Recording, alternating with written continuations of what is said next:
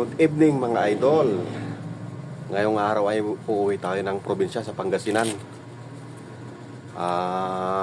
Araw ngayon ay Linggo, November 23. Oras ng 11:30 na ng gabi. Malapit na palang mag alas 12. Mamaya-maya 24 na. Mag-i-impake lang tayo at alis na tayo.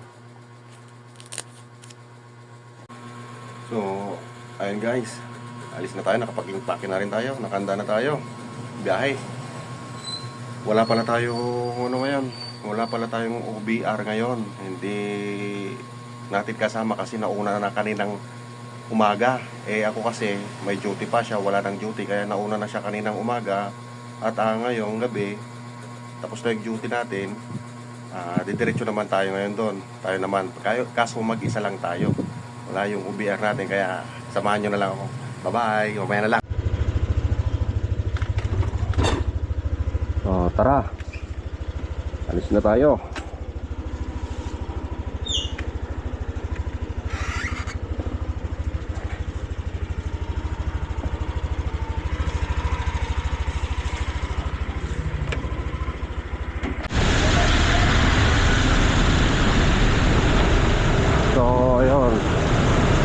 Andito na tayo sa Monumento Circle. Kanan tayo dito. Kanan lang tayo dito. Madadaanan natin yung Valenzuela, Malanday. Diretso na lang to hanggang Bulacan.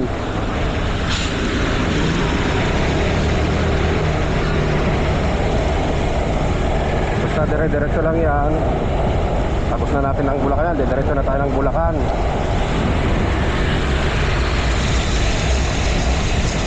Lahat nga pala ng mga hindi pwedeng dumaan doon sa tawag nito expressway, dito lahat dumadaan. Monumento, MacArthur.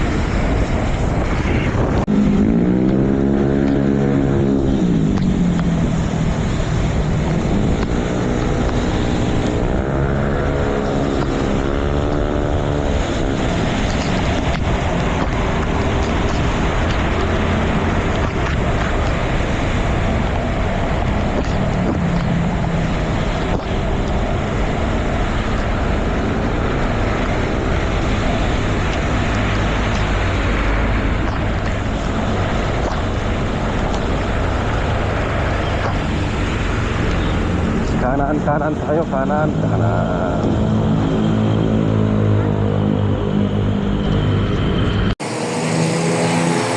Guys, dito na pala tayo sa Shell, sa Balagtas exit, tapos sa Baliwag boundary. Bali kanina alas 12 nandun tayo sa Monumento Circle. Ngayon bali isang oras nandito na tayo. Alas 12 kanina, ngayon alauna na. Kaya mamaya ulit. Bali mahapdi lang yung mata natin. Inopen kasi natin yung visor natin kanina, kasi pagka nakasarado wala tayong makita. Umaambon, kaya maputik-putik pa. Kaya yung tawag nito, mga putik tsaka ambon na, diretso na dito sa mukha natin. Wala tayong makita pagka nakasarado, kaya inopen natin hanggang dito. Buti ngayon wala nang ulan, kaya isasarado na natin mamaya. Ngayon nangyari dito, ang haba ng traffic. Baka may na gulo-gulo, nagpanggaan siguro. Haba.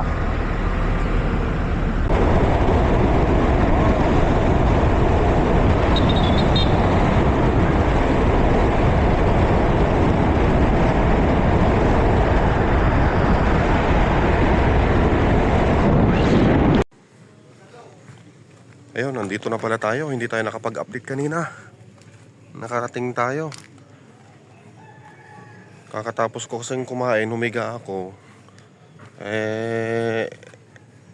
Diretso nakatulog na tayo. Bali, pupunta lang tayo sa bukid, magdidilig. Tignan natin yung mga tanim naming punlang sibuyas. Kung maganda ba yung tubo. Maulap na naman Yan yung problema pagka umuulan o kaya may bagyo, delikado yung mga punlang sibuyas. Yan yung iniiwasan nila. Ulan.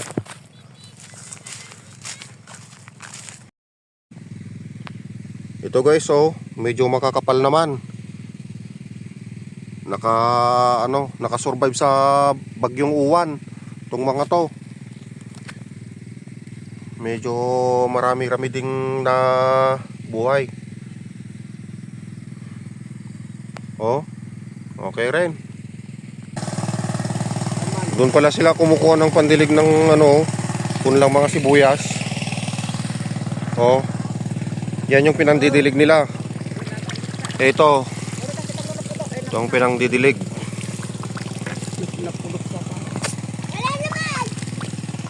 Yan.